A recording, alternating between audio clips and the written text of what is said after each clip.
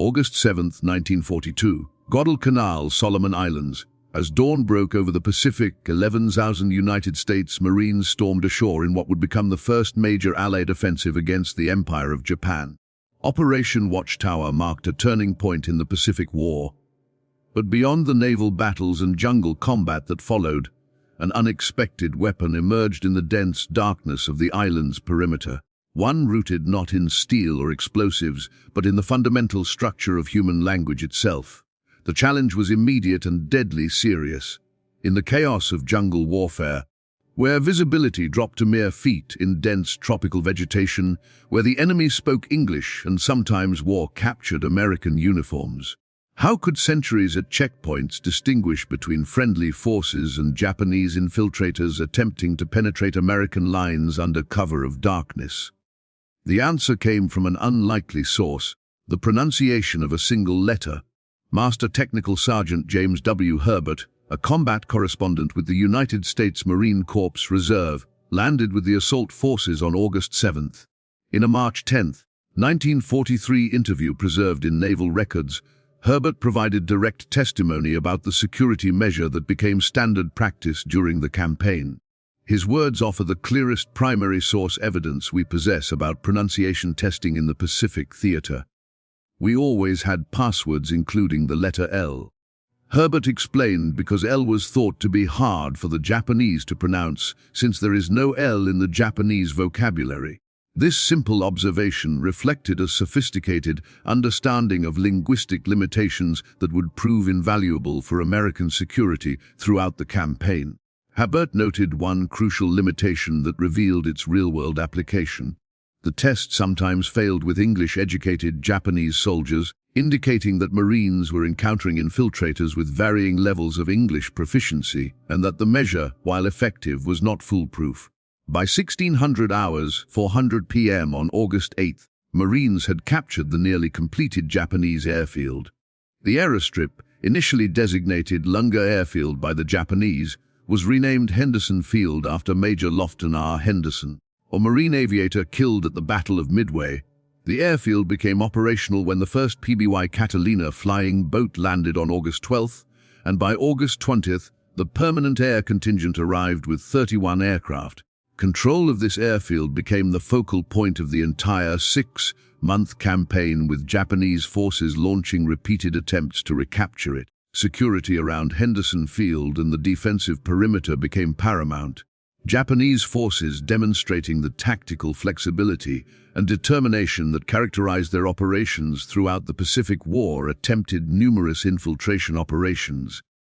They moved through the jungle at night, sometimes in small groups, sometimes individually, seeking to gather intelligence, sabotage equipment, or misdirect American forces. The nighttime environment created perfect conditions for infiltration. Sentries posted at checkpoints around the perimeter had to make split-second decisions about whether approaching figures were friendly Marines or enemy infiltrators. Traditional identification methods proved inadequate in these conditions. Documents could be captured or forged. Uniforms could be taken from casualties. Physical appearance was difficult to verify in darkness. Even voices could be deceptive, as some Japanese soldiers spoke English with varying degrees of fluency. The Marines needed a method that could not be easily counterfeited, something that revealed identity through characteristics the infiltrator could not consciously control. The solution lay in exploiting the phonological structure of the Japanese language. To understand why this approach proved so effective, we must examine the fundamental differences between Japanese and English sound systems. Japanese possesses one liquid phone represented in standard Heapburn romanization as R, but pronounced quite differently from either the English R or English L sound. Linguistically, this Japanese liquid is classified as an echo-alveolar tap, represented in the International Phonetic Alphabet as R. Native Japanese speakers produce this sound by quickly tapping the tongue against the alveolar ridge, the area just behind the upper front teeth. English, by contrast, has two distinct liquid phones. The English L sound is a lateral approximate produced by placing the tongue tip firmly against the alveolar ridge, while allowing air to flow around the sides of the tongue. The American English R sound is quite different. typically produced as a postal viola approximate with the tongue pulled back and not touching the roof of the mouth at all. These two English sounds occupy distinctly different positions in the phonetic space, easily distinguished by native English speakers, but falling within a single perceptual category for Japanese speakers. This philological difference is not a matter of physical inability or hearing impairment. Japanese speakers can physically produce both English sounds with proper training, and they can hear the acoustic differences between them when sounds are presented in isolation. The difficulty is perceptual and categorical. The Japanese language processes both English sounds through a single phonetic category established during early childhood language acquisition. When Japanese speakers hear English R and L sounds in actual speech, their brains automatically categorize both sounds as instances of the single Japanese liquid phone. Research conducted during and after World War II confirmed this phenomenon. Studies by Guto in 1971, Miyake and colleagues in 1975, and Takagi and Mann in 1995 documented that Japanese speakers struggled to perceive the English R and L distinction even after extended exposure to English. Takagi and Mann found that Japanese speakers who had lived in the United States for more than 12 years still had significantly more difficulty identifying R and L sounds than native English speakers. The 1975 Miyake study revealed something particularly relevant to the wartime application. When researchers manipulated recordings of R and L sounds to make them sound less speech, like by removing certain acoustic information, Japanese speakers could distinguish them as well as native English speakers. This proved that the difficulty was not in hearing the acoustic differences, but in how the brain processed those differences as linguistic sounds. For military security purposes, this linguistic reality meant that Japanese soldiers attempting infiltration faced a nearly insurmountable obstacle. Even soldiers who had studied English extensively, who might know vocabulary and grammar, who could maintain a conversation in English, would betray themselves through pronunciation of words containing L sounds. The pronunciation was not under conscious control. Under stress, fatigue, or time pressure, automatic native language pronunciation patterns would emerge regardless of the infiltrator's intentions or preparation. The effectiveness of this approach relies on how humans acquire language during early childhood, when the brain develops perceptual categories for native language sounds that remain remarkably stable throughout life and resist modification, even with extensive adult training. The Marines implemented this knowledge through challenge words containing multiple L sounds. According to Hurlbut's testimony and available documentation, passwords systematically incorporated the letter L specifically because Japanese speakers would struggle to pronounce it correctly. When a sentry challenged an approaching figure with a password containing L sounds, a native English speaker would pronounce it automatically and correctly. A Japanese speaker, even one with good English, would typically substitute sounds closer to the Japanese liquid, producing something that sounded distinctly wrong to the trained ear of the century. One specific word has entered the historical record, though it comes from a single source. Oliver Garling, a journalist with the Associated Press, published "Free Men Are Fighting the Story of World War II in 1942 with Farrer and Reinhardt." On page 315, Garling wrote that Japanese soldiers would sometimes approach checkpoints posing as American or Filipino military personnel. He stated that sentries would use a shibboleth such as Lollapalooza, and if the first two syllables come back as raw, the sentry would open fire without waiting to hear the remainder. The word Lollapalooza represents an ideal choice for this purpose if it was indeed used. An American slang term meaning something outstanding or extraordinary, it contains 4 L sounds in rapid succession at the beginning of syllables. Lollapalooza. For a Japanese speaker, each of these L sounds would present difficulty, making it virtually impossible to pronounce the word correctly without extensive training. The instruction to listen specifically to the first 2 syllables makes tactical sense as well. A sentry would not need to wait for the complete password to identify mispronunciation, reducing exposure time during the challenge. However, we must be precise about the evidence. Garling's book is the only known source for Lollapalooza specifically. The book was published in 1942, making it contemporary to the events, and Garling was a credible journalist with access to military sources. But no independent corroboration appears in official Marine Corps after-action reports, operational histories, or other memoirs from participants. Richard Tregaskis' Guadalcanal Diary, published in 1943 and based on his time as a war correspondent on the island, does not mention the specific word. Robert Leckie's memoir, Helmet for My Pillow, and other first-person accounts similarly do not reference it. What we can state with certainty is that L-based passwords were systematically used, as confirmed by H. Bert's direct testimony. Whether Lollapalooza was one of those passwords remains plausible, but not definitively proven. The word fits the tactical requirements, appears in a contemporary source, and aligns with the documented practice, but additional corroboration would strengthen the claim. The 6-month campaign lasted from August 7, 1942 to February 9, 1943, when Japanese forces successfully evacuated the remaining troops from the island. During this period, the Marines and later Army forces who reinforced them faced constant pressure from Japanese attempts to retake the airfield. Major battles included the Battle of the Tanaru on August 21, the Battle of Edson's Ridge on September 12 to 14, and the Battle for Henderson Field on October 23 to 26. Throughout these engagements and in the periods between them, security around the American perimeter remained critical. Japanese infiltration tactics were well documented. Japanese soldiers, often working in small groups or individually, would attempt to penetrate American lines at night. They employed excellent camouflage, often attaching jungle vegetation to their uniforms. They moved with remarkable stealth through terrain they had studied carefully. Some spoke English, and instances were recorded of Japanese forces attempting to impersonate American personnel. The threat was real and persistent.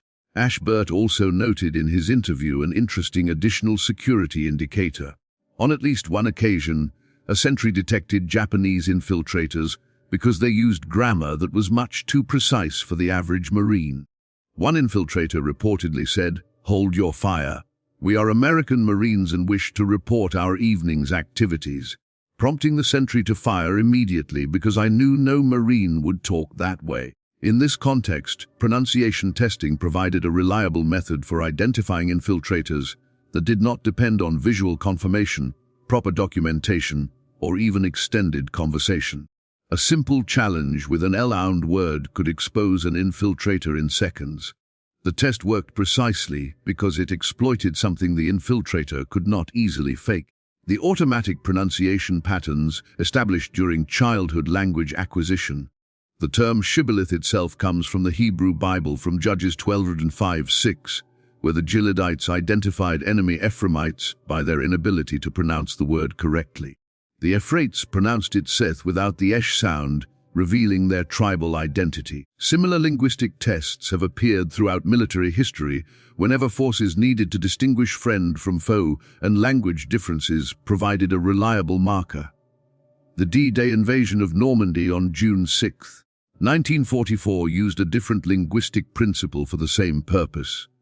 The challenge and password system employed flash as the challenge, thunder as the password, and welcome as the countersign. These words were chosen specifically because they contained sounds that German speakers found difficult. The voiceless dental fricative thief sound in thunder does not exist in German, and the voiced labial approximate W sound in welcome is also absent from standard German phonology. This parallel use of linguistic shibboleths in the European theatre demonstrates that military forces recognize the value of exploiting phological differences for security purposes. Other English phonetic features that Japanese speakers found difficult included the English V sound, which does not exist in Japanese and is typically pronounced as B. The sounds, both voiced and voiceless, and the English vowel system, which contains many more distinct vowel sounds than the 5 vowels of Japanese. Security-conscious password selection could exploit any of these differences, though the LDR distinction appears to have been the most commonly used based on available testimony. The broader context of security measures in the Pacific theater provides additional perspective. American forces throughout the Pacific faced persistent challenges with infiltration, deception, and the difficulty of distinguishing friend from foe in conditions where visual identification was often impossible. The challenge and password system used by military forces worldwide became even more critical in the Pacific due to several factors unique to that theater. First, the jungle environment of most Pacific battlefields reduced visibility dramatically. Dense vegetation, heavy rainfall, and the frequent use of nighttime operations by Japanese forces meant that sentries often had to make identification decisions based on sound and verbal communication alone. Second, Japanese tactical doctrine emphasized infiltration, night operations, and attacks that sought to create maximum confusion and chaos. The challenge and password system itself has a long military history. In principle, it is simple. A sentry issues a challenge, typically a single word. The person being challenged must respond with the correct password. If the password is wrong or not given, the sentry takes appropriate action. The effectiveness of this system depends on several factors. The challenge and password must be changed regularly to prevent compromise. They must be distributed to all friendly forces while being kept from the enemy. And ideally, they should be chosen to make correct pronunciation by enemy forces difficult. The Military Intelligence Service Language School provides an interesting counterpoint to the pronunciation testing story. Established on November 1, 1941 at the Presidio of San Francisco, MSU moved to Camp Savage, Minnesota in June 1942 following Executive Order 966, which led to the internment of Japanese Americans from West Coast areas. The school later relocated to Fort Snelling, Minnesota in August 1944 and operated until June 1946. Missiles trained over 6,000 Japanese-American soldiers as translators, interpreters, and intelligence specialists during the war. These second-generation Japanese-Americans served throughout the Pacific Theater, providing critical language support for interrogations, document translation, and intelligence operations. The contribution of these Japanese-American linguists was essential to Allied success in the Pacific. They interrogated prisoners, translated captured documents, intercepted and translated radio communications, and provided cultural insights that helped commanders understand Japanese military thinking. Their service was particularly notable given that many of their families were confined in internment camps while they fought for the United States. For pronunciation testing purposes, these Japanese-American soldiers would have passed any L-based challenge automatically. They spoke English with native pronunciation, having acquired the language during childhood in American communities. Their presence in the Pacific Theater, while invaluable for intelligence work, also meant that security forces needed to be aware that Japanese ethnicity did not automatically indicate enemy status. Private First Class Eugene B. Sledge provides one of the few verified personal accounts from an individual who served in the Pacific Theater and later documented his experiences. Sledge enlisted in the Marines and served with K Company, 3rd Battalion, 5th Marines, 1st Marine Division. He participated in the battles of Peleliu and Okinawa, fighting in some of the most intense combat of the Pacific War. His memoir With the Old Breed at Peleliu and Okinawa, published in 1981, became recognized as one of the finest first-person accounts of infantry combat. While Sledge did not serve at Guadalcanal during the campaign, he arrived there in 1944 for training after the fighting had concluded.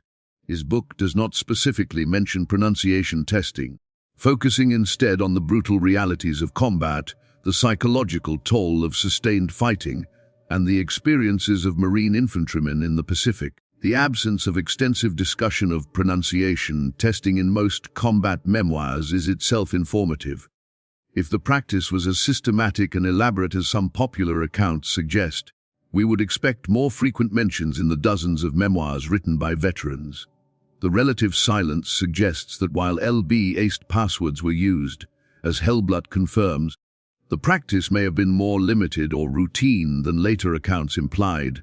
Security procedures that work effectively often become unremarkable to those using them daily. The eventual Allied victory came at significant cost. American forces suffered approximately 700 killed and over 8,000 wounded. Japanese casualties were much higher, with estimates of approximately 30,000 killed. many from disease and starvation, as American naval and air forces interdicted Japanese supply efforts. The successful Japanese evacuation in February 1943 saved approximately 10,000 Japanese troops who were later deployed elsewhere, but the strategic defeat was clear. Japan had lost the initiative in the Pacific and would never regain it. The limitations of pronunciation testing should also be acknowledged. As Herbert noted, it sometimes failed with English-educated Japanese. Any Japanese individual who had spent childhood years in an English-speaking environment would have acquired native pronunciation and could pass LB-ACE tests. Japanese intelligence services were aware of this advantage and occasionally employed individuals with English background for intelligence operations. Additionally, in the chaos of combat with artillery fire, explosions, and shouting, subtle pronunciation differences might be difficult to detect reliably. The test also carried risks of false positives. American forces in the Pacific included soldiers from diverse backgrounds, including Filipino scouts and soldiers, Chinese Americans, and others whose English might carry non-standard pronunciations or accents. Security procedures needed to account for legitimate variation in English pronunciation among Allied forces.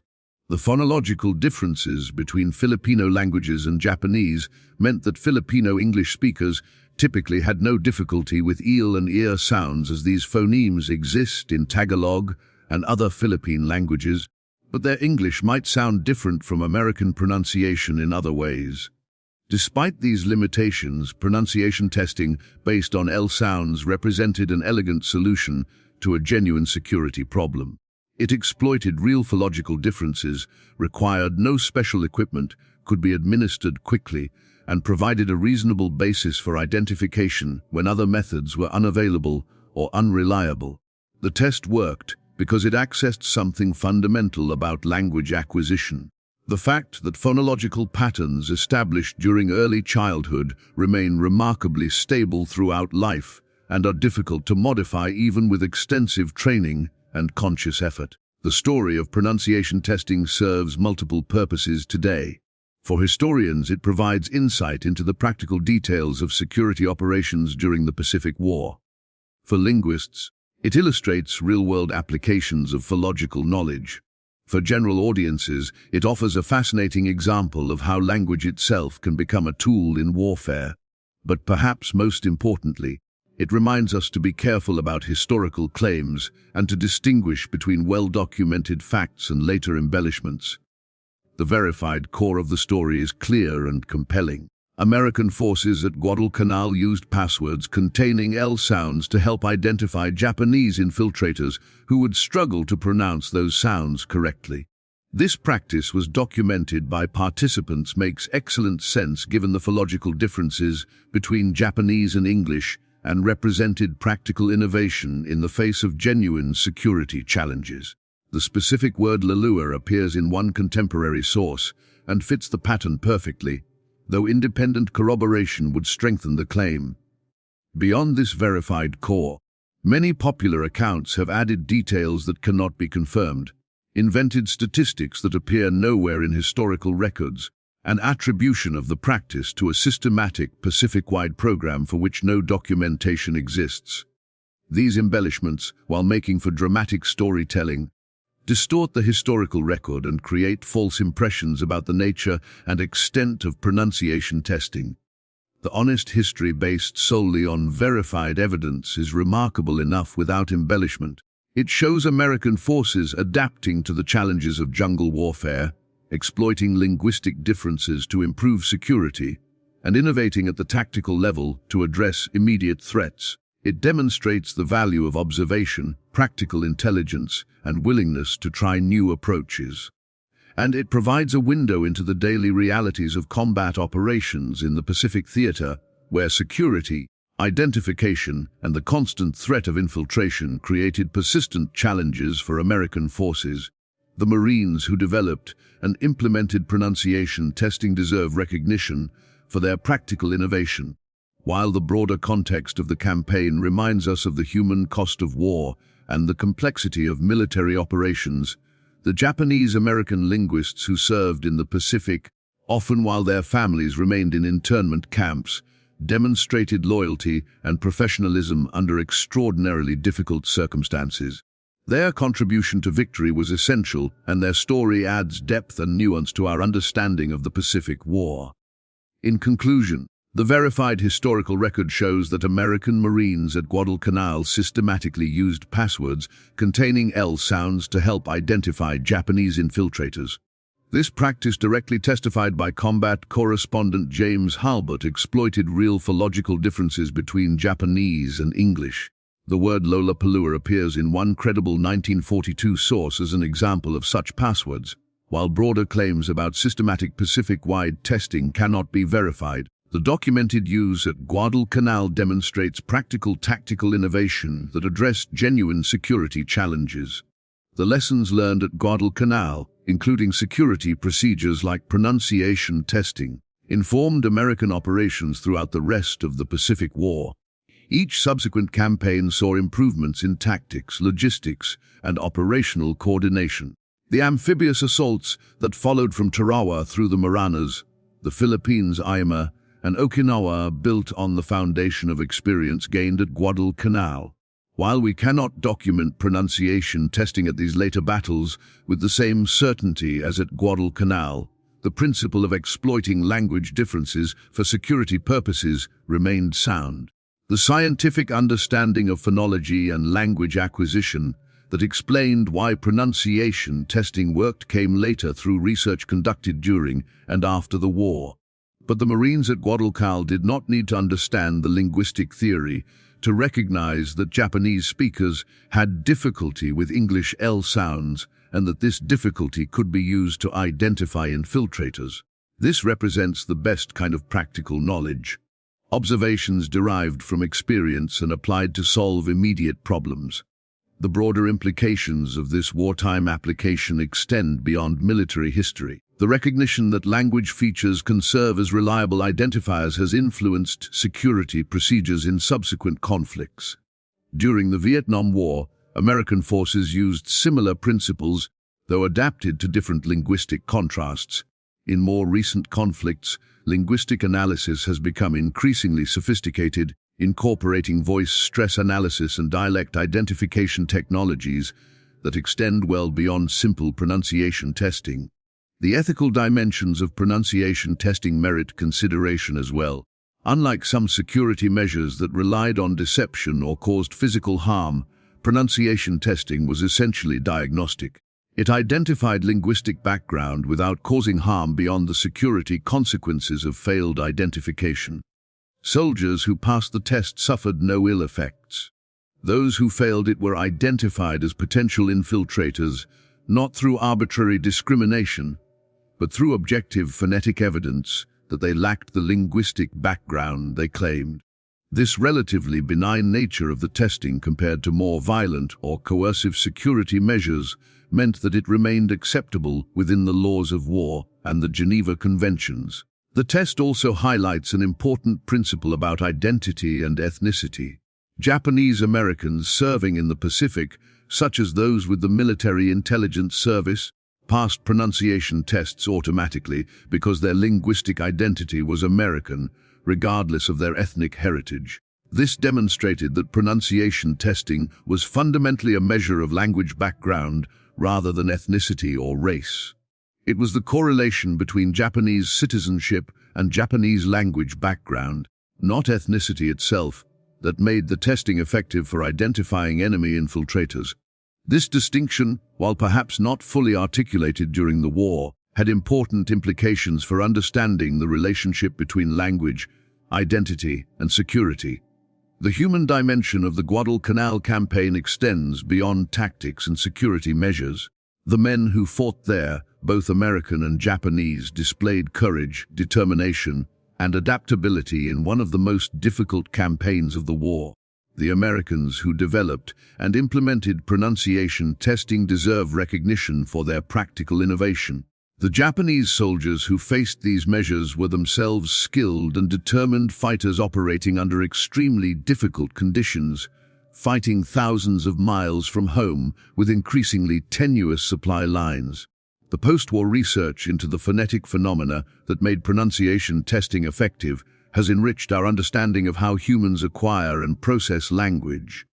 Linguists and cognitive scientists, many of whom had served in military intelligence during the war, conducted extensive studies of second language pronunciation acquisition.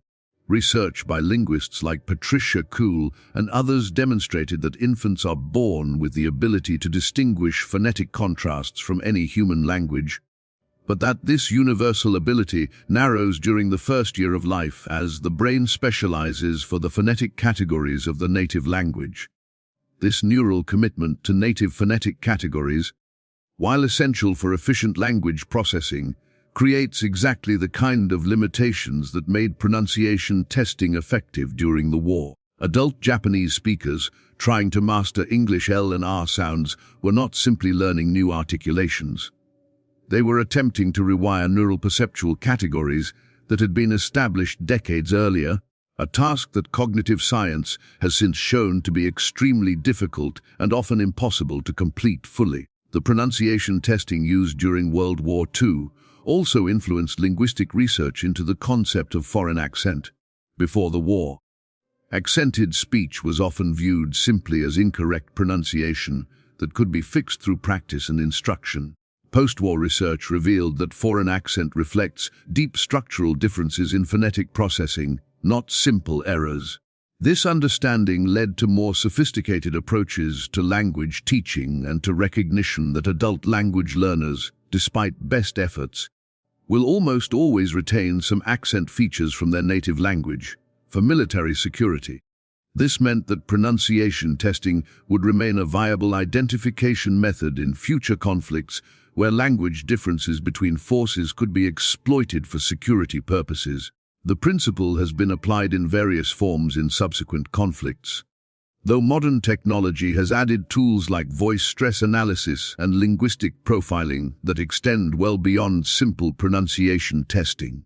The case of Technical Sergeant Paul Yamamoto, a name we cannot verify through historical records, but which represents the thousands of Japanese Americans who did serve, illustrates the complex dynamics of pronunciation testing in a war where American forces included Japanese Americans, serving loyally despite the internment of their families.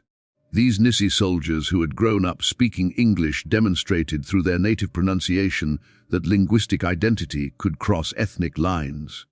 Conversely, Japanese soldiers who attempted infiltration revealed through their non-native pronunciation that linguistic identity was not determined by ethnicity, but by developmental language exposure.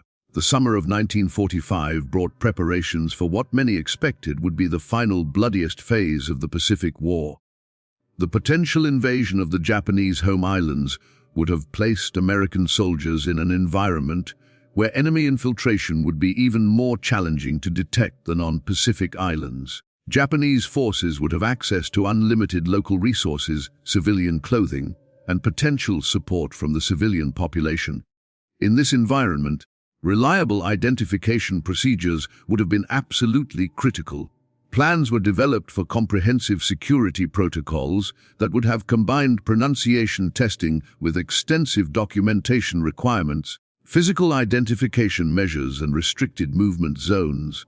The protocols anticipated that even with pronunciation testing, some Japanese individuals with childhood exposure to English or exceptional linguistic abilities might attempt infiltration. Multi-layered security would provide redundant verification to catch even sophisticated infiltration attempts. These plans were never fully implemented due to Japan's surrender following the atomic bombings of Hiroshima and Nagasaki, but they represented the culmination of years of evolution in linguistic security measures. The post-war period saw the declassification of many documents related to security procedures in the Pacific. The publication of these materials in subsequent decades provided fascinating insights into various aspects of Pacific War operations. Historians found extensive documentation of the development, implementation, and effectiveness of various security measures, though specific documentation of pronunciation testing remained limited primarily to the Hurlbut testimony and the Gramling reference. The story reminds us that military success depends on countless small innovations developed by those facing immediate problems and finding practical solutions. The recognition that language differences could be exploited for identification purposes demonstrated practical intelligence and tactical flexibility. The systematic use of LB iced passwords at Guadalcanal, while perhaps not as elaborate as some popular accounts suggest, represented genuine innovation that addressed a real security challenge. Today, the story of pronunciation testing at Guadalcanal stands as a small but significant chapter in the larger history of the Pacific War. It illustrates how language, that most human of characteristics, can become a factor in warfare. It shows how understanding differences between languages can provide tactical advantages. And it demonstrates that success in warfare often comes from combining large strategic decisions with countless small tactical improvements developed by soldiers facing immediate problems.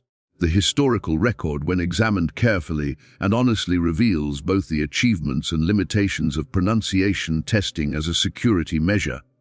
It worked at Guadalcanal, providing sentries with a quick and reliable method for identifying potential infiltrators. It made perfect sense given the linguistic realities of Japanese and English phonological systems, but it was not a perfect system, not a comprehensive Pacific-wide program, and not the elaborate operation that some popular accounts have suggested. By understanding what the evidence actually shows and being clear about the limits of that evidence, we honor the memory of those who fought in the Pacific while maintaining the intellectual honesty that proper history requires. The Marines at Guadalcanal faced extraordinary challenges in one of the first major American offensive operations of the Pacific War. Their innovation in developing practical security measures like pronunciation testing alongside their courage in combat and their determination in holding Henderson Field against repeated Japanese attacks contributed to a strategic victory that changed the course of the Pacific War. The verified core of the story remains powerful. American forces exploited fundamental differences in how Japanese and English speakers produce and perceive liquid consonant sounds to create a security measure that was simple, effective, and difficult to counterfeit. This application of linguistic knowledge, whether derived from conscious understanding or practical observation, represented exactly the kind of tactical innovation that contributed to Allied victory in the Pacific.